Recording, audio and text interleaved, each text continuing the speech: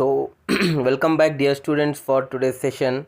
In this session, we are going with molecular basis of inheritance solutions.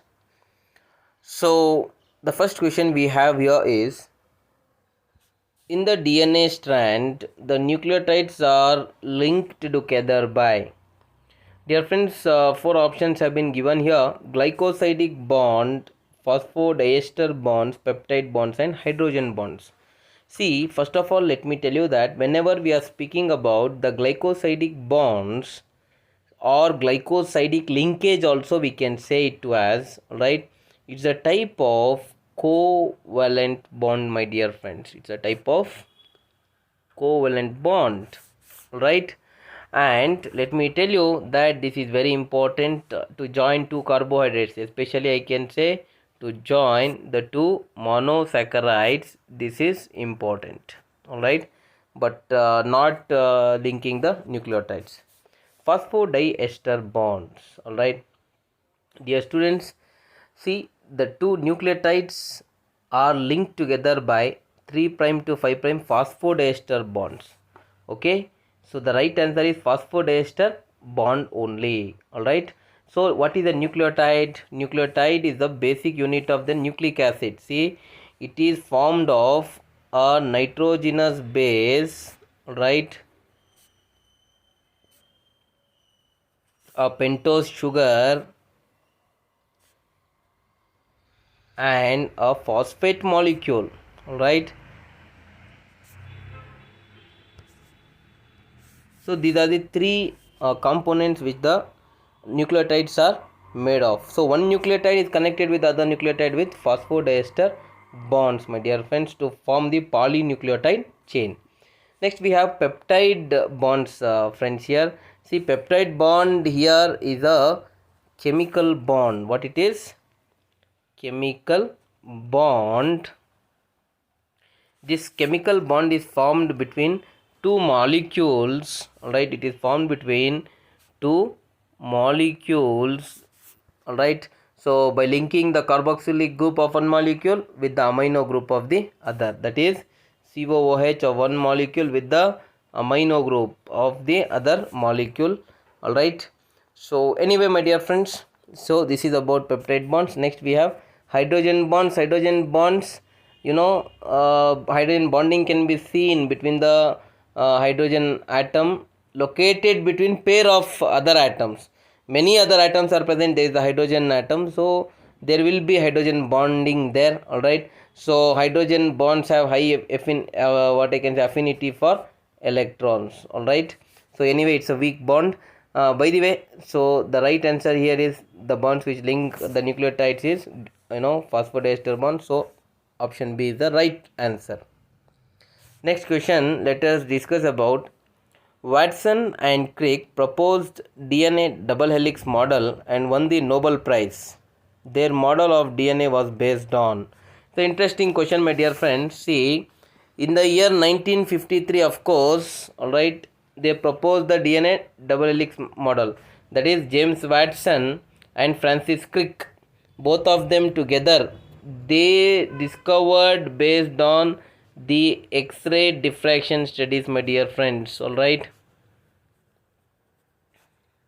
X-ray diffraction studies. Alright, the data which they obtained from this X-ray diffraction, alright, especially this X-ray diffraction data which was produced by Wilkins, alright, Wilkins and also Franklin. Alright, these two scientists had worked on, alright, X-ray diffraction. So they obtained the data, and in fact they proposed DNA double helix model. Alright, so we are very well familiar with the DNA double helix model, right? If one strand runs from 3' to, alright, 5', another strand runs from 5' to 3', and they are inside, outside it is made up of sugar phosphate molecule. Alright, dear friends, and to the inner core nitrogenous bases are present, correct? So we are all well familiar with that very prominent double helix model, and of course they were awarded Nobel Prize also for the same, my dear friends. Alright, anyway, Further, let me tell you that here what in this we need to identify is that, see, one scientist by name, all right, majorly, my dear friends, the hallmarks for the proposal of the DNA double helix, all right, the came from base pairing between two strands of polynucleotide, all right, base pairing between the nucleotides, between the two polynucleotides, my dear friends, that is two strands of DNA, all right. So this was, this proposition was in fact, the observation or the explanation was provided by, already it was done by Erwin Chergaff, all right. He had already done it in the year 1950, my dear friends. They took this data as well, all right. And we know that double stranded DNA, two polynucleotide strands are connected with each other, but all right, if one strand has, for probably if adenine, all right, the another strand will have thymine, all right. So this is how. And opposite to that, if I say if one strand has, all right, guanine, all right, the another strand will have the cytosine, so they link with each other like this, Chargaff's rule, all right, should be, obeyed. And of course, the model of double helix of DNA, all right, was based on the Chargaff's base equivalence rule. So go for option B, my dear friends. Next question we have: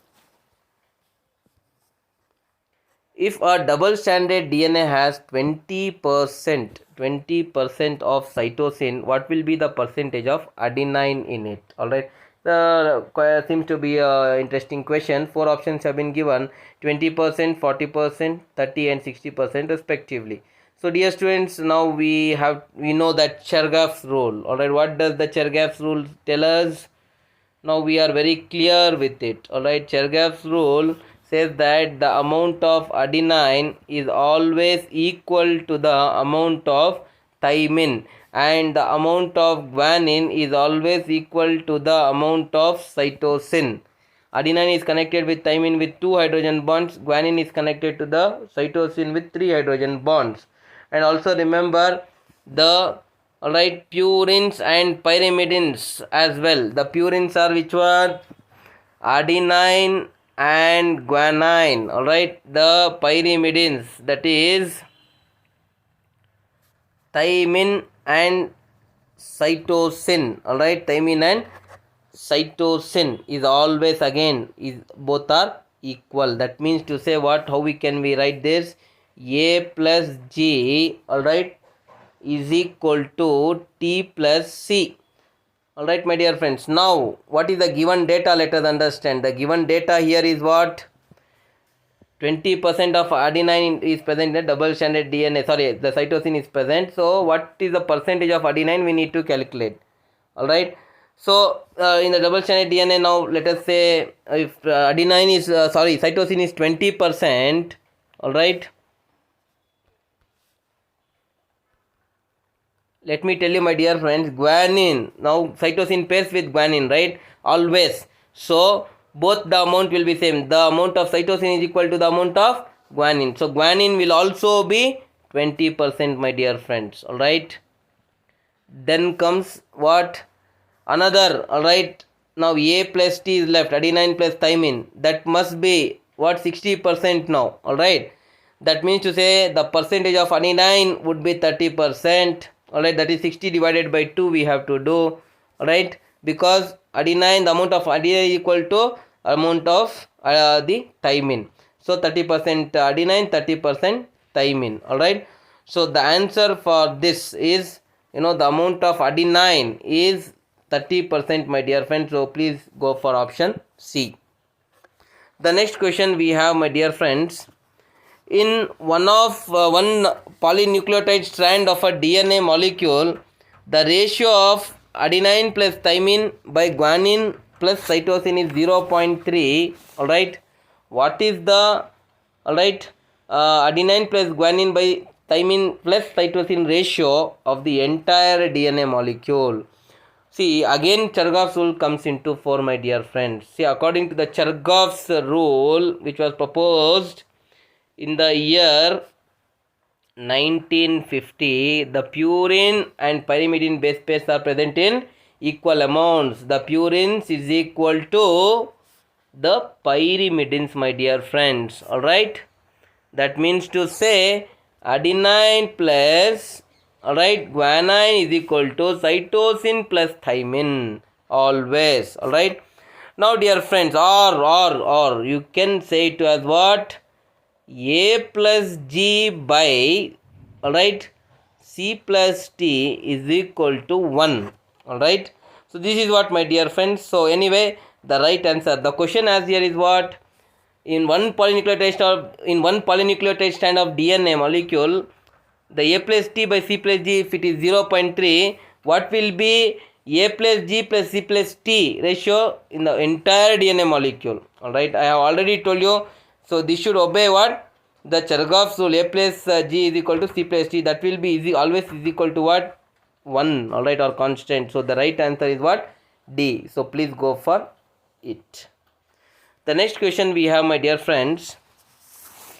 If the sequence of bases in one strand of DNA is ATGC, ATGCA, what would be the sequence of bases on complementary strand? Alright, see, adenine always base pair with the thymine, according to the Chargaff's rule, and cytosine always base pair with the guanine. So this should be remembered, my dear friends. Thus the sequence of bases are complementary. In a complementary strand would be, now if let us say this is one strand of DNA which is running from 3' to 5', and as the question is given is what? So one strand of DNA has what? A, and next is followed by T, then G, then C, then followed by again A, T, again G, again C, then finally A. So another strand now complementary 5' to 3' strand now. So if it is A in the one strand, another strand will have T. Alright. Here if it is T, here it will be A. Here it will be, sorry, here you remember only two hydrogen bonds should be present here, friends, here. Okay. Between adenine and thymine only 2 hydrogen bonds. Between cytosine and guanine it should be 3 hydrogen bonds. Alright, so here it is G, here it is T, here it is A. Alright, here it is C, again C, here it is T. Alright, so now you can see the what we can say, the sequence on complementary strand should be TACG. Alright, TAC, here it is G. Alright, then T. Alright, so you can match, so it will be option 3, my dear friends. So that will be your right answer. The next question we have here is, synthesis of DNA from RNA is explained by. Synthesis of DNA from RNA. Alright, we need to identify. Alright, 4 options have been given: central dogma, reverse transcription, terminism, all of this.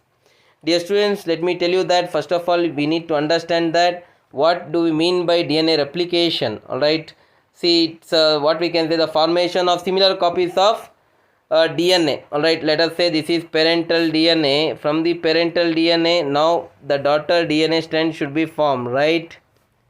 So this is what we call it to as the replication. Alright, my friends, but similar copies will be formed, dear friends. Alright, and that's one thing. Next, the expression of genetic material, occurs normally to the production of proteins.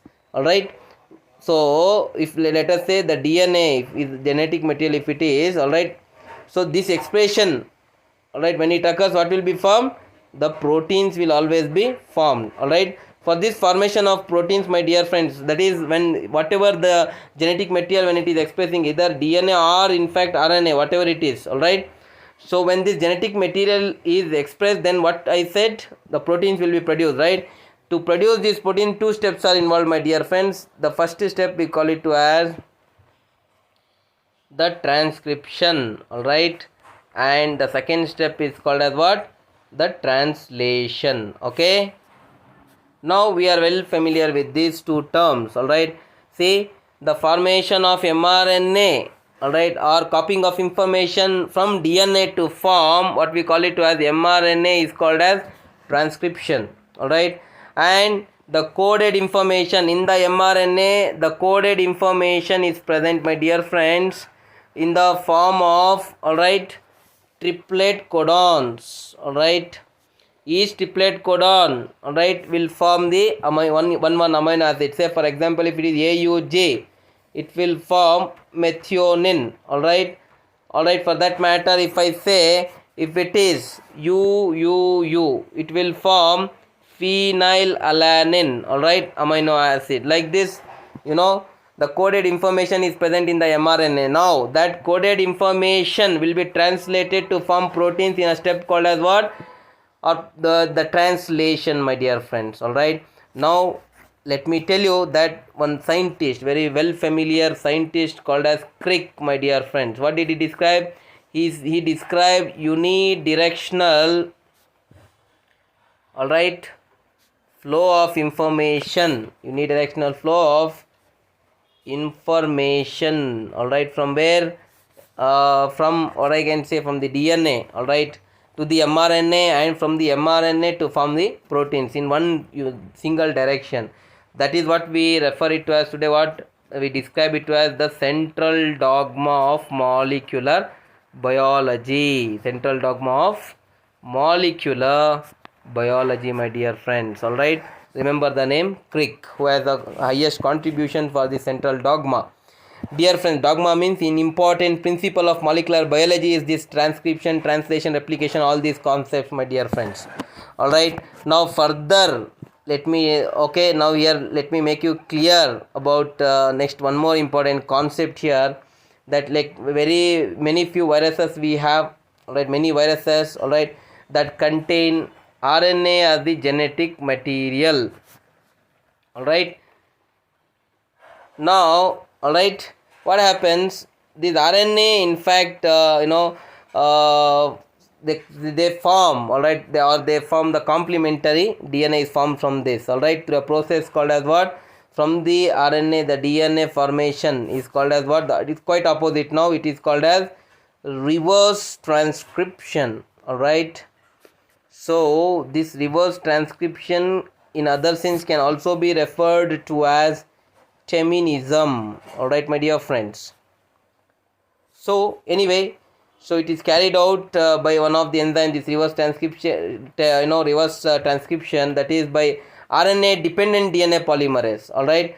RNA dependent DNA polymerase, all right. So that is nothing but reverse transcriptase enzyme, all right. Fine, reverse transcription as well as the feminism, both are same here, all right. So anyway, my dear friends, now the question is what? Synthesis of DNA from RNA is explained by, all right. See, it means central dogma reverse. Central dogma means what? Central dogma means from the DNA, mRNA, and from the mRNA protein formation, right? So anyway, reverse means it is from what? Synthesis of DNA from RNA. So that's option 1 is correct. Reverse transcription, as I said you now, from the RNA DNA is formed, all right, as well as feminism or reverse transcription is same. So the answer should be here what? All of these. So that would be your right answer, my dear friends. So next question, dear friends, we have here is histone proteins are, all right. See, 4 options have been given: basic and negatively charged, basic and positively charged, acidic and positively charged, and the last option is acidic and negatively charged. Okay, so let me explain you here. First of all, you understand what do we mean by this histone proteins. Now let us say we are talking about the eukaryotic organisms or eukaryotes, right? So here the DNA is very complex, manner it is organized, right? So the set of positively charged proteins are present called as histones. These histone proteins are what, my dear friends? They are positively charged, all right. These histone proteins, now proteins are, as we all know that the basic unit of proteins are what? Amino acids, right? So these histones are formed of two basic proteins called as, one is the lysine and the another one is what? The arginine. Histone is formed of two important amino acids, one is the lysine, another one is the arginine. So remember this as well. This will be very useful for the other competitive questions. Alright. So anyway, my dear friends, so histone, 5 different types of histone proteins are present. Alright, H1, H2A, H2B, alright, then H3 and finally H4. Alright, these are the 5 different types of histone proteins.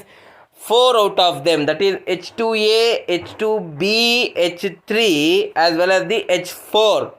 Alright, these 4 proteins, alright, they produce, alright, what we call it to as histone octamer. Alright, they form, these 4 proteins form histone octamer. Alright, my friends, in the nucleosome model, you'll be well familiar with this structure. This histone octamer is also called as nu body. Alright, nu body, alright, or core of nucleosome also you can say. So just remember now, histones are positively charged. They are formed of basic proteins lysine and arginine. Alright, so anyway, see, DNA is negatively charged, which we are well familiar with. Alright, and the DNA is wrapped by the histone octamer to form the nucleosome. Alright, see, let me tell you very clearly here, when we talk about the negatively charged DNA, alright, so this negatively charged DNA is wrapped around by they are wrapped by, alright, wrapped around by positively charged, alright, histones, my dear friends. Alright, so remember that. Alright, so anyway, my dear friends, so here DNA connecting to two adjacent, so this arrangement, no, octamer, what we call here, no, see, whenever there is negatively charged DNA wrapped around the positively charged histone, alright, then they form histone octamer. I have already told you that. Alright, so overall these histone octamers all together form a model called as nucleosome, my dear friends. Alright, now anyway, friends, so to connect two nucleosomes, like many histone octamers, you know, to connect that, H1 proteins will be essential. Alright, anyway, so the right answer here is, as I said you, histone proteins are positively charged, and as they are made up of basic proteins lysine and arginine, alright, the option should be B, that is basic and positively charged. The next question we have, the structure in chromatin. The structure in chromatin seen as beads on string when viewed under electron microscope are called. So here 4 options have been given: nucleotides, nucleosides, histone octamer and nucleosomes. Dear friends, just now I said that nucleosomes, whenever we are speaking, alright, these nucleosomes constitute the repeating unit of a structure, alright, in nucleus, alright, called as chromatin. Alright, so in the nucleosomes we can find the histone proteins, alright, together with the DNA. Alright, very clear. Alright, now what is important for us to understand is that, you know, these repeating units, alright, nucleosomes which are present, no, they all form chromatin, right? So in the nucleus, my dear friends, and further, alright, they are stained bodies, they can be stained, alright, the chromatin can be stained, alright, and very clearly observed in the nucleus. The nucleosomes in chromatin are seen as, alright, beads on string. Alright, these nucleosomes which are present in the chromosomes can be seen as what, my dear friends? Beads on string. Alright, so in the electron microscope, this can be observed only in the electron microscope, my dear friends. Alright, so anyway, the right answer which you have to go for here is option D. Alright, please go for it. Next question we have, the process of transformation is not affected by which of the following enzymes? See, first of all, here we need to understand what do we mean by transformation. Alright, the many enzymes have been given: DNase, RNase, peptidase, lipase. Alright, what do we, transformation is what? Alright, it's a phenomenon by which, you know, DNA alright, isolated from one type, alright, DNA, let us say this is isolated from a particular type of cell, alright. Now this when introduced into another type, alright, of cell, what will happen, alright, it is able to give some of its properties to the that particular one more cell, alright. The properties which are present in this cell, alright, DNA when it is transferred to the other cell, some of the properties will go to the other cell as well, alright. In the year, my dear friends, 1944, please remember the date, 1944, three scientists by name, alright, Avery, alright, MacLeod and McCarthy, alright, McCarthy. These three scientists, very well prominent scientists, my dear friends, they discovered protein digesting enzymes. These three scientists, they discovered protein digesting enzymes called as proteases, alright. Now this apart from the proteases, they also discovered the RNA digesting enzymes, alright, called as RNases, alright.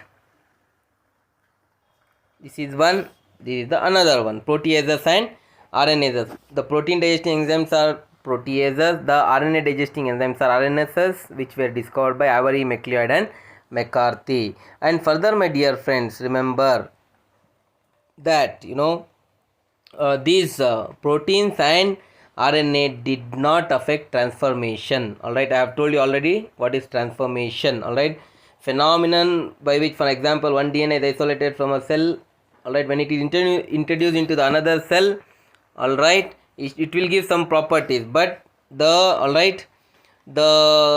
proteases and the RNases did not affect transformation. So the transforming substance was not a protein or RNA, alright. See, the transformation, the changes which are brought in the another cell when DNA was transferred from a particular cell, right. So it is not, the changes were not brought by the protein or either the RNA, alright. So what happened when there was one more enzyme called DNA degrading enzyme, when DNase was added, they inhibited the transformation. Transformation was not seen, alright. So here it was confirmed that, alright, DNA caused the transformation. It is the hereditary material. Anyway, my dear friends, now we need to know the enzymes, my friends. So here, alright, see, DNA is not the enzyme, alright, because DNA is transformation is affected by DNase. When we add DNase, DNA gets DNA gets degraded and it inhibits transformation. So DNase, alright, is the answer here, because RNase, alright, affects the what we can say the process. RNase does not affect transformation, either peptidase or lipase, even lipid degrading enzymes, alright. So the answer here is what? BCD, that is option C is the correct answer.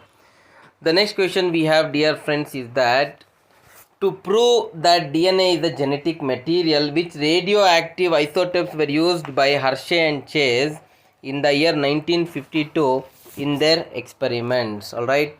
See, again it's an interesting question, alright.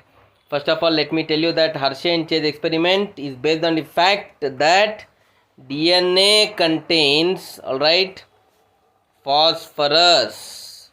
DNA has, already we know, right, DNA is made up of nucleotides which contains phosphorus in it, and similarly, alright, the proteins, alright, contains the sulfur, alright, my dear friends, please remember, it is based on these two facts. Hershey and Chase experiment was done to prove DNA as the genetic material, alright. See, dear friends, Hershey and Chase, they incorporated radioactive isotope, alright, radioactive, rather phosphorus, I can say radioactive phosphorus, alright, that is radioactive phosphorus, that is P32, alright, into phage DNA. Phage DNA means what here? Bacteriophage, alright, which they used, alright, the virus.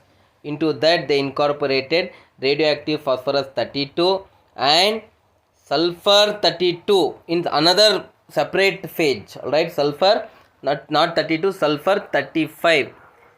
Phosphorus 32 separately, sulfur 35 separately into two different phases. Now these phases or the viruses were grown, all right, where they were grown in the, what I can say, in the what I can, radioactive phosphorus, all right. Okay, let me explain you this.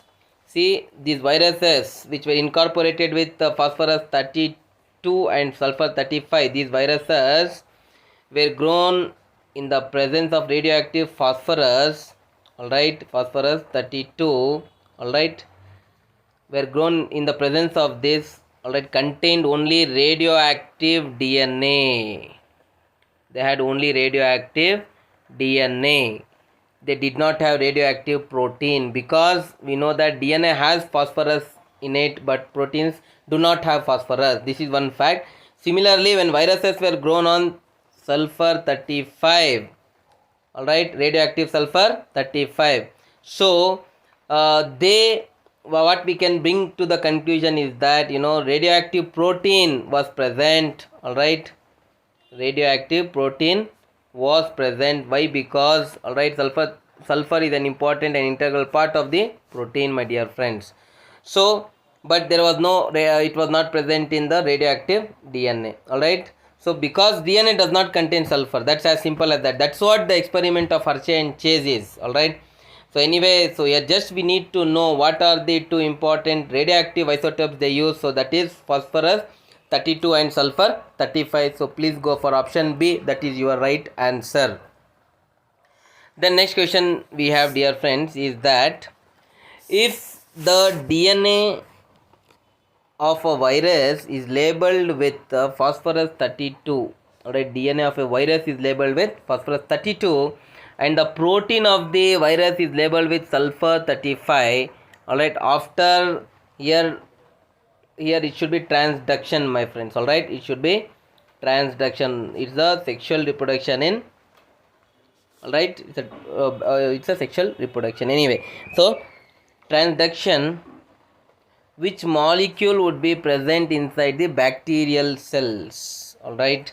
Now after the sexual reproduction called transduction in the bacteria, when it is taken after the introduction of phosphorus 32 and sulfur 35, which molecule will be present in bacterial cells is the question, all right. To make you understand this, okay, we know that bacteria which were infected with viruses that had radioactive DNA, all right, so it had only phosphorus 32, right. And further that indicating that DNA is the genetic material, right, that passed from the virus to the bacteria. It passed from what? Virus to the bacteria, all right. This is one important note. And bacteria that were infected with viruses that had radioactive protein, that is sulfur 35, right. In the previous question also I explained you still more clearly. So which were incorporated with the bacteria with sulfur 35 were not radioactive. Why they were not radioactive? Because DNA, alright, because they were not radioactive. This proves what? DNA is therefore the genetic material. They did not produce radioactivity sulfur, because sulfur is not present in the DNA. DNA produced the radioactivity having phosphorus 32. Are you following my children? So DNA has expressed the character. Or are you following my point, children? So here the right answer is what? Phosphorus 32 only, alright. That is very important. So when it will be important for us to understand, if the DNA of a virus is labeled only with phosphorus 32 and the protein is labeled with sulfur 32, after sexual reproduction the only P32 will be present, my dear friend, because DNA only will be expressed in the sexual reproduction called transduction. So you have to go for option A only. Then dear friends, next let us move on to 12th question. Which of the following phenomena was experimentally proved by Michelson and Stahl? Alright, see, two scientists, Michelson and Stahl. Alright, we call Michelson and Stahl experiment itself. Alright, they proved DNA replication was semi-conservative. What did they prove? The replication of DNA was semi-conservative. This is what the two scientists, alright, Michelson and Stahl proved, my dear friends, alright. So it was they showed for the very first time in the experimental organism called as Escherichia coli, and later it was shown in the higher organisms, dear friends, including the plants as well as in the human cells. All right. Further, let me tell you, my dear friends, what is semi-conservative replication. That means double stranded DNA helix was when it was replicated. That means you say from the parent DNA when the daughter DNA strands were formed. All right. So the DNA was conserved. All right. It was in semi-conservative manner. That's what the experiment proves. So anyway, here what experiment they performed is very important. So it is semi-conservative DNA replication. So please go for option C. That will be your right answer. 13th question we have, other than DNA polymerase, which of the following enzymes involved in DNA synthesis? See, what is DNA synthesis here? All right, what happens here is that the parent DNA, all right,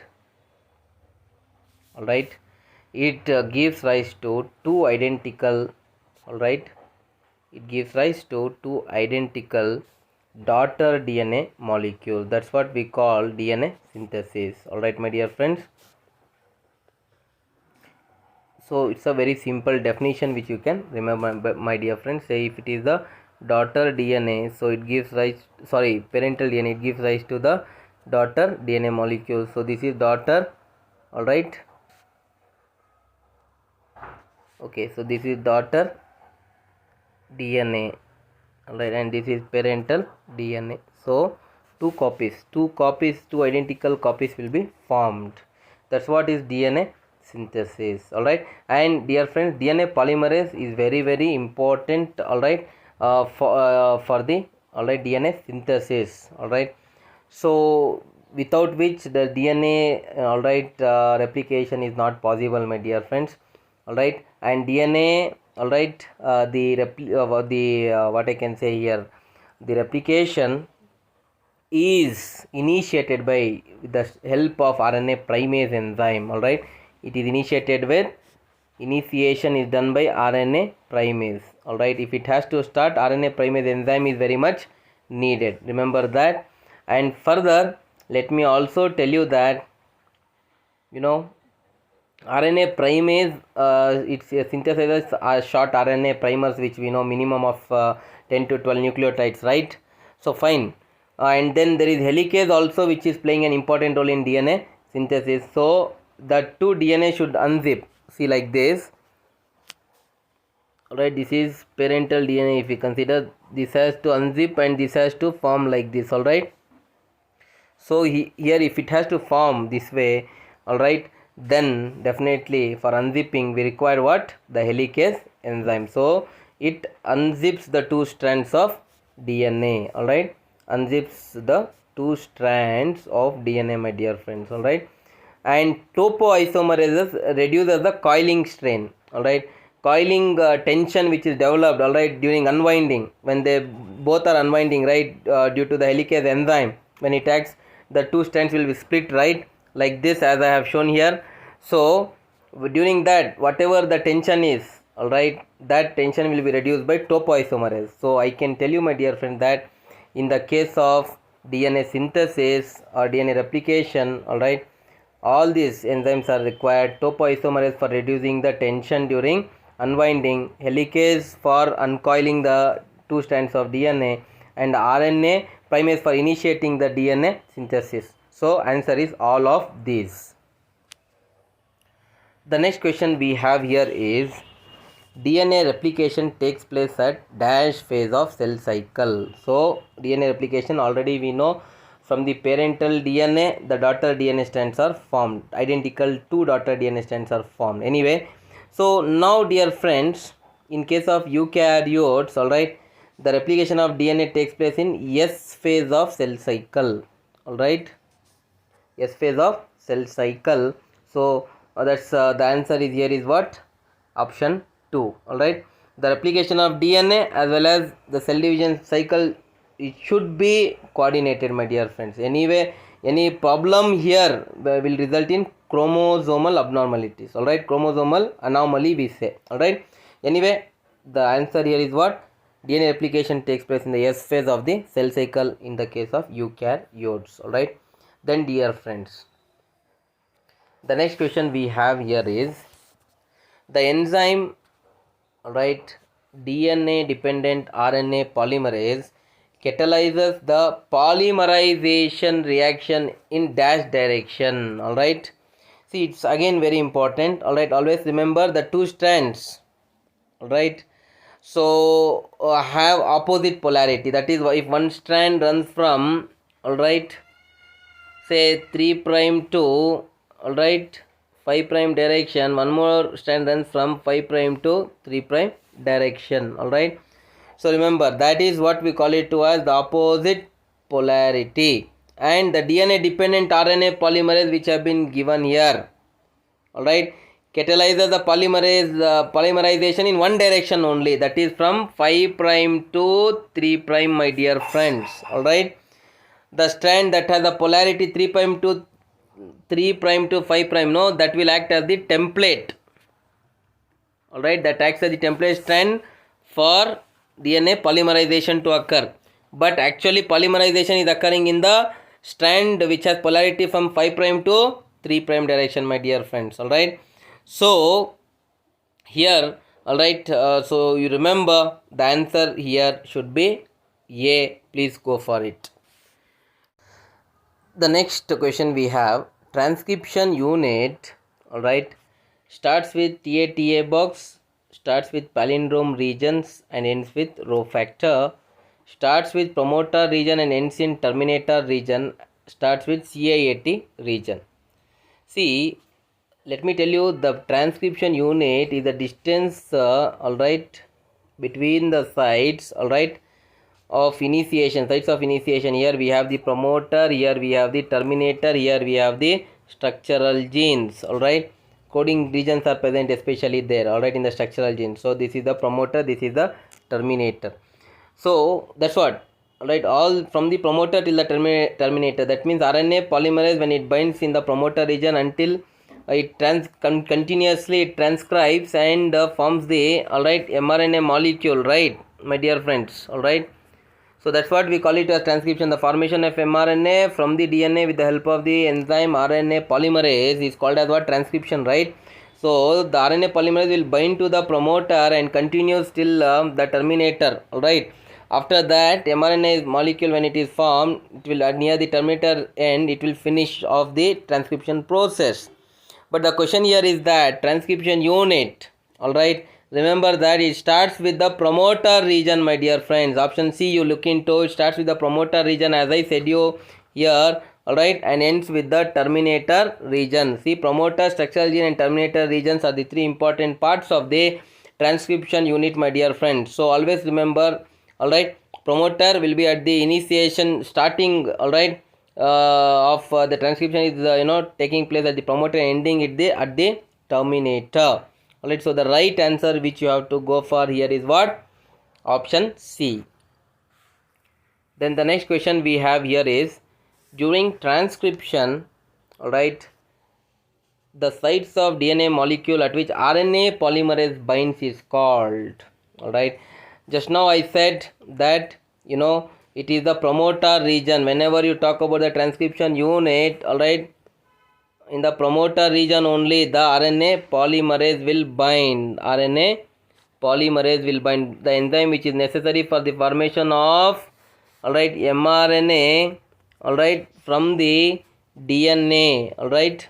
So the enzyme which is involved with respect to the transcription is RNA polymerase, the major enzyme. Anyway, my dear friends, that is one important aspect you can remember. Alright, the promoter region will determine which DNA strand is to be transcribed. Alright, so always remember, so promoter region is the site for the binding of RNA polymerase.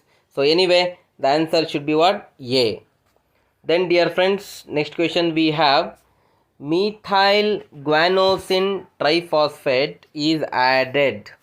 Methyl guanosine triphosphate is added to 5' end of heterogeneous RNA in a process called, always remember, see at the 5 prime end of heterogeneous RNA or hnRNA, alright. So always remember what is heterogeneous RNA, which has both coding and non-coding regions, that means which has both exons and introns, see, which will be present. See, after the transcription is finished, my dear friends, the mRNA which is formed, alright, is it is not what I can say, it does not have cap and tail, it is not still matured mRNA, alright. So it needs what I can say, capping and tailing, alright. So here methyl guanosine triphosphate, alright, is added after the transcription process is completed, my dear friends, alright. So the process is called the capping, alright children. So at the, it is added where, at the 5 prime end of hnRNA. And what this capping does, when we add this methyl guanosine triphosphate to the mRNA, when it is added, it protects the mRNA degradation by nucleases.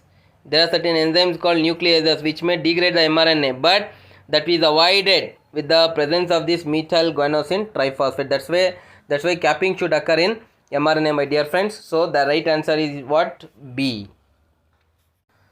So the next question we have here is, select the correct statements, alright, regarding process of transcription in eukaryotes.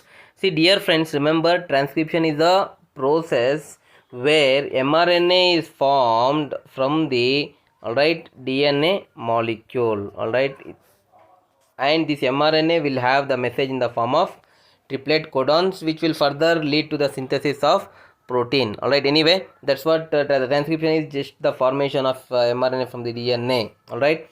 What is the first statement? Let us understand with respect to this transcription what they have given, whether it is correct or incorrect. The strand of double stranded DNA which takes part in transcription process is called coding strand. See dear friends, remember, whenever we talk about the strands of DNA here, okay, there are two strands. One is the coding strand, alright, and another one is the non-coding strand, alright. These are the two strands of DNA, alright.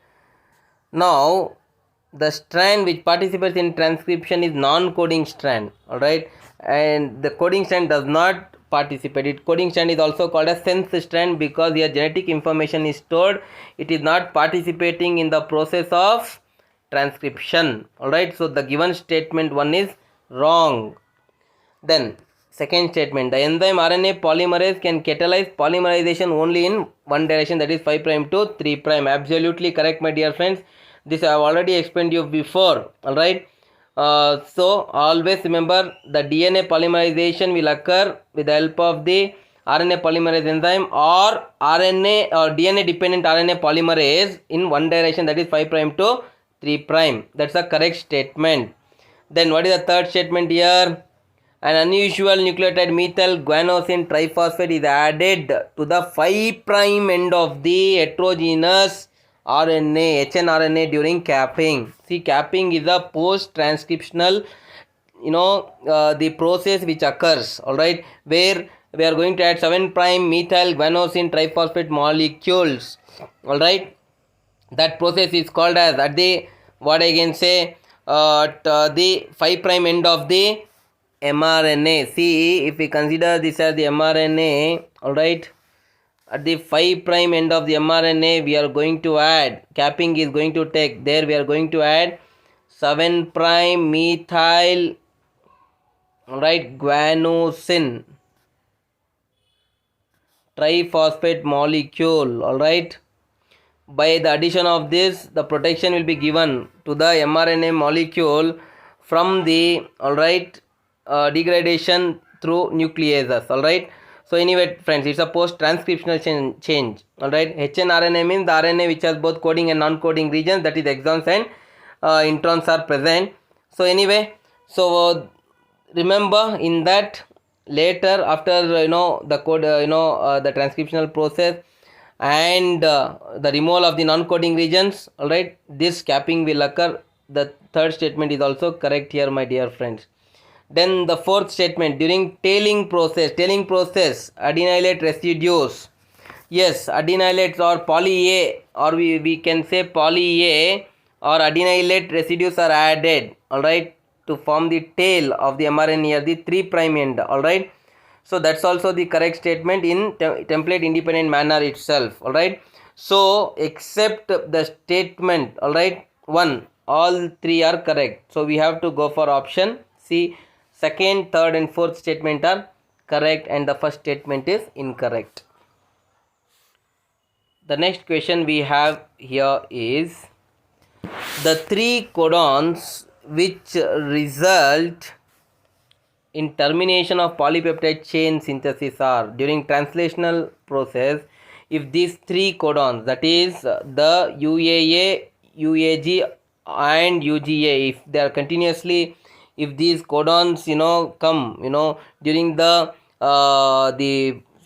formation of polypeptide chain during the protein synthesis, that signals the end of the formation of protein molecule or the polypeptide chain. So the right answer is what? UAA, UAG, UGA. Alright, these 3 codons are also called as stop codons, alright, or they can also be called to as terminator codons, my dear friends. Alright, remember that.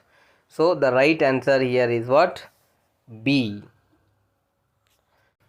The next question we have is which codon respectively code for, alright, proline and valine amino acids in the given polypeptide chain. Alright, polypeptide chain anyway is not given, but it is understood that all the amino acids, alright, what are amino acids here? Basically how they are formed here, see in the central dogma, see after transcription is over there is formation of mRNA. This mRNA will carry the information from the DNA in the form of triplet codons, and this triplet codons, each triplet codon, alright, each triplet codon will give rise to one amino acid, alright. So in that sense proline will be coded by, alright, CCU and valine will be coded by GUU. So option A is the correct one.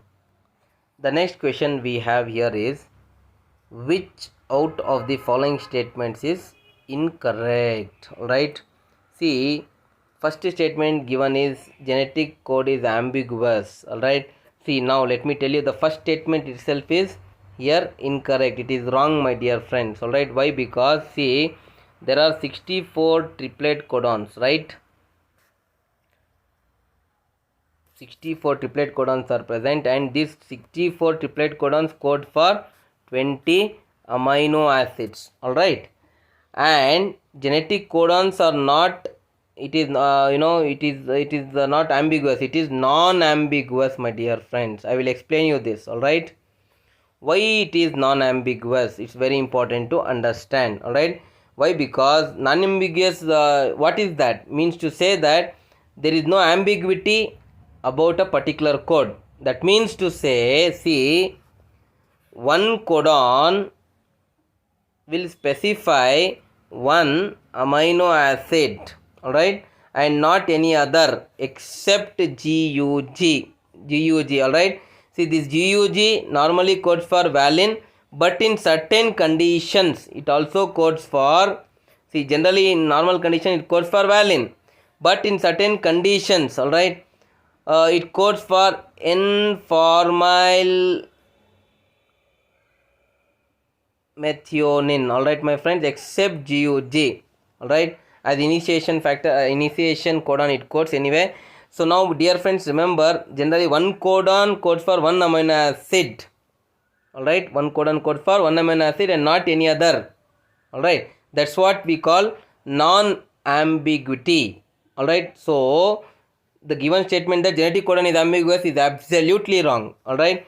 See, genetic code is degenerate, yes, of course, alright. So we have explained this, alright. Genetic code is universal, yes, of course, it codes for genetic code. If for example AUG codes for methionine in one, alright, that will code for methionine in all the organisms universally. Anyway, genetic codon is non-overlapping, yes, of course, that's also right. So all these are the important characteristics of genetic codon, but what we need to look into here is that genetic codon is non-ambiguous, hence option A is incorrect here. That is our right answer. Then dear friends, during the translation, all right, that is protein synthesis, activated amino acids get linked to the tRNA, all right. This process is, all right, okay, let us understand this question. See, tRNA, all right, during translation is linked to an amino acid, all right. It is linked to an amino acid, all right. This takes place, all right, under the direction of one of the enzyme is present. See, tRNA linked to amino acid with the help of an enzyme called amino acyl tRNA synthetase, all right. This is the enzyme which is helping, all right, to link the tRNA with that of the amino acid, all right. So remember this, and this is, all right, very important, all right, because what happens here, this when tRNA is linked with amino acid, it recognizes only one amino acid, all right. That's why this is an important process, all right, which occurs. We call it as charging, all right, or amino acylation of tRNA, all right. So, or activation of tRNA, charging of tRNA, amino acylation of tRNA, we say this is an important process. It is important for recognizing, all right, one amino acid, all right. This tRNA should link with amino acid, my dear friends. So the answer here should be amino acylation of tRNA. So please go for option C. The next question we have here is, in a mRNA molecule, untranslated regions, what you call it as UTRs, are present at, all right. So of course it's an important question. Now let me tell you that whenever you are talking about the mRNA, all right, remember that the mRNA has additional sequences. The mRNA has what? Additional sequences that are not translated at all. Non-translated regions, all right, are called as what? They are referred to as untranslated regions. This is present in the mRNA molecule, my dear friends, all right. And these UTRs are present at the 5' end, my dear friends, all right, before the start codon. See here, actually we have, you remember the shortcut, click TNP, all right. So the first region is cap region, then followed by the leader sequence, then initiator codon AUG, GUG is present, then, all right, coding sequence is present, then terminator codon are present, then non-coding region, then poly A tail. This is the order which we can remember for the mRNA. Click TNP. But remember, at the 5' end, some non-translated regions are present called as UTRs. Untranslated regions called UTRs. All right, dear friends, here they are just present before the start codon. All right, AUG the start codon, all right, which is present after the leader sequence. See, first is cap region, then leader sequence, then initiator codon, right? So here in this region, just before this, let us say probably here, we can find these regions, and at the, they can also be present at the 3' end after the stop codon. See, terminator codon, where it is present. See, the terminator codon is present here just after the terminator codon, all right. We can find, dear friends, these untranslated regions, all right. So anyway, so the right answer which you have to go for here is what I can say, option C, that is both A and B, at 5' end before start codon and 3' end after stop codon, all right, before start codon and after stop codon. So go for option C.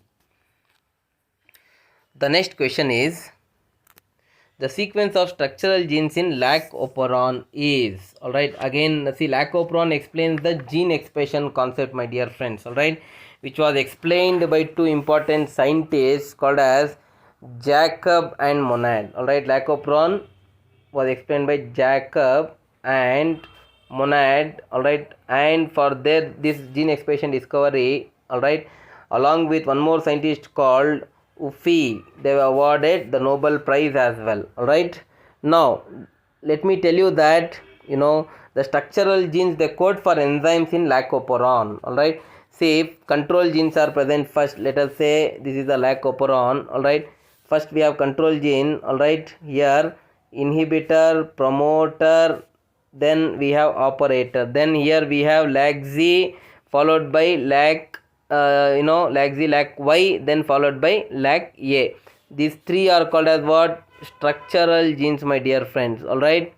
And these three are called as what? The control genes. These control genes control the structural genes. Structural genes, after transcription, they produce what we refer it to as, the enzymes which are necessary for further, lactose absorption, lactose breakdown, and so on. Alright. So the sequence is what now I have mentioned here already. The sequence is very clear here. You can remember. Alright. It first is LAC-Z, then followed by LAC-Y, then LAC-A. Alright. See, LAC-Z, remember here one more important aspect, my dear friends. LAC-Z codes for beta galactosidase. Alright. And LAC-Y, after transcription and translation, it forms. Alright. We can say the LAC-A code, LAC-Y codes for, alright, trans acetylase. Alright, my friends. LAC-Y codes for, LAC permease, we can say. Alright, my friends. Then we have LAC-A, which codes for the trans acetylase. Alright, my friends. So anyway, the right answer here, it should be what? D. The next question we have here is, human genome consists of approximately, alright. So remember, human genome has 3.1647 million, alright, nucleotide base pairs, alright, or roughly we can put across this into in a very simple manner as 3 into 10 power 9 base pairs, my dear friends. Alright. So this is what. So otherwise you can say 3.1647 million nucleotide base pairs, or 3 into 10 power 9 base pairs. So on an average, alright, human gene average gene size will be about 3000 base pairs. One gene minimum, it contains 3000 base pairs. Alright. So this is what you need to remember, because considering that human genome consists of possibly about 20,500 genes, it is said. When we consider that each gene probably consists of around 3000 base pairs. Alright, so you have to go for option A here, 3 into 10 to the power of 9 base pairs. Next question we have, which of the following statements, alright, regarding human genome is correct?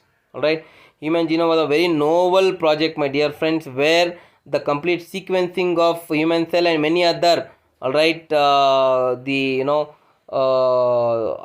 organisms, genome was also completely sequenced. Alright, so anyway, like Drosophila melanogaster, alright, and Escherichia coli, like that.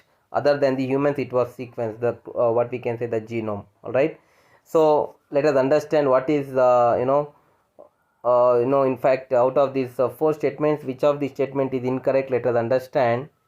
The first statement we have, human genome consists of 3 into 10 power 9 base pairs and about 2500 genes. Alright, so that's a correct statement, my dear friends. Option A here, absolutely it is correct. Alright, then in fact, I can say that in in our body, we when we take a cell and when sequencing is observed, which is already done by Human Genome Project, we can find repeated or repetitive sequences.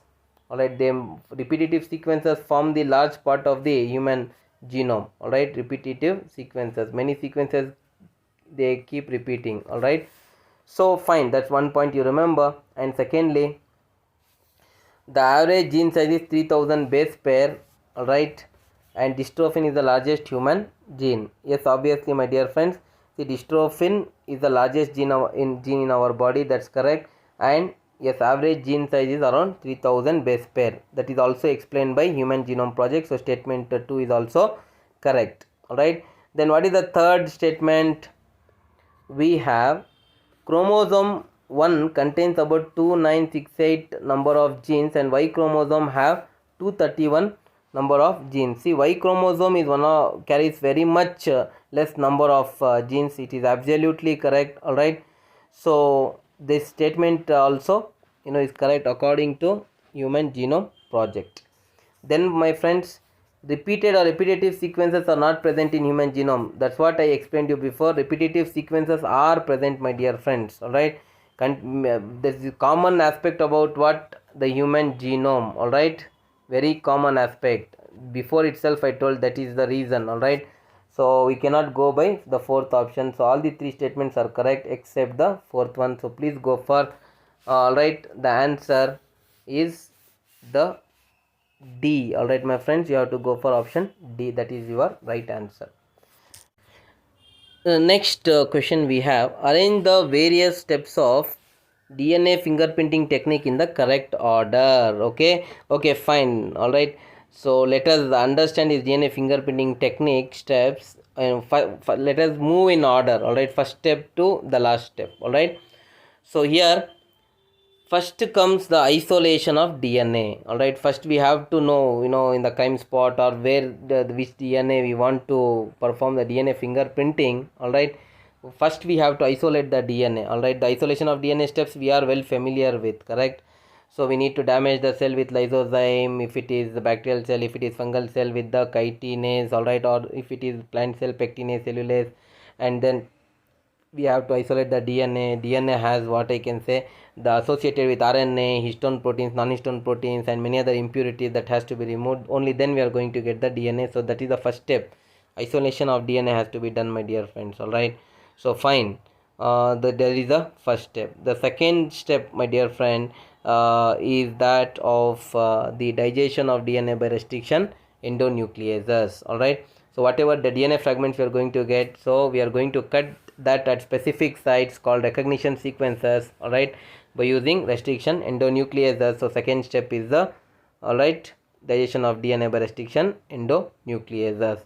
Then third we have separation of DNA fragments by electrophoresis. Alright, see my dear friends, the agarose electrophoresis is a technique which separates the DNA fragments based on charge, size, and conformation discovered by alright A. Tiselius. Alright, so after that the next step what we have, alright, here is the transferring the separated DNA fragments to nitrocellulose membrane. As I said you, through agarose electrophoresis we are going to separate, and after separation we are going to transfer it to the nitrocellulose membrane. So next comes what, the fifth statement. Then my dear friends, sixth, then we have hybridization using VNTR. See, VNTR, that means to say a variable number of tandem repeats. We are going to hybridize with that. Alright, so then after that the last step which we are going to do is detection of hybridized DNA segments by using autoradiography, wherein we are going to observe the bands clearly. So these are the steps in order.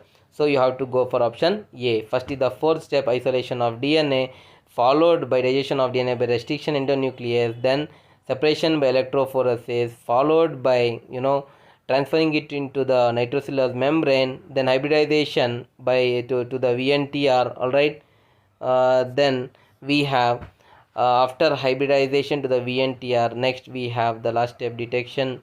Alright, detection of hybridized DNA by autoradiography. So go for option A, that is your right answer.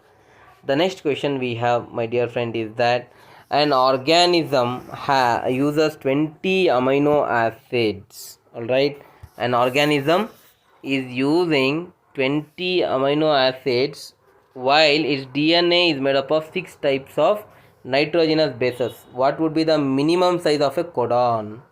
20 amino acids if they are present in the amino acids. Alright, if DNA has 6 types of nitrogen bases, 6 types in fact, generally we have 4, right? If it is 6 types, so what will be the minimum size of a codon? Interesting question it is. Alright, so remember how many amino acids are present? 20, right? 20 amino acids are present. Thus there must be what? 20 unique combination of bases. That might first point, remember, if 20 amino acids are present, 20 unique combinations are possible. Alright, out of that. And let us say if the code is singlet, alright, then we can say that consists of only one base. If the code has only one base, then possible codons can be 6 to the power of 1. That will be 6, right? So, which is far less than the required number. What is the required number? 20, right? 20 amino acids. So, now, dear friends, if a code is doublet, that means 6 to the power of 2. So, that will be having how many codons now? 36 codons, alright? If it is, let me say, what is that means to say, if a code is doublet, if a codon is doublet, then 6 to the power of 2 if we take, that would be 36 will be there, alright. So 36 is sufficient, alright.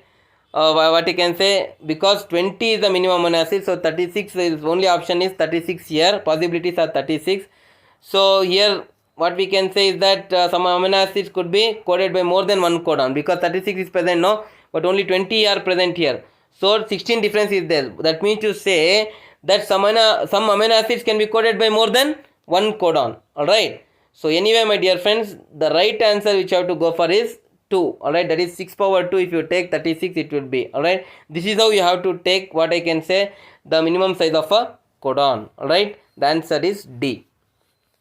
Then the last question for today's session we have here is the human chromosome with highest and least number of genes in them respectively are. Alright, see, remember, chromosome 1 has 2968 genes, dear friends. Alright, chromosome 1 has 2968 genes, alright, and alright, that is one. And secondly, alright, the Y chromosome, this is actually what I can say, chromosome 1 has here, this is maximum we can say here, alright. Now among the given, chromosome 1 has highest 2968, and Y chromosome, dear friends, it has just 231 genes, my dear friends. So that is minimum, alright, minimum which we can say. So the right answer is what here? Option C. Please go for it. Thank you for your patience, for observing the class very keenly, and keep following up the upcoming classes as well. So thank you very much. The session ends here.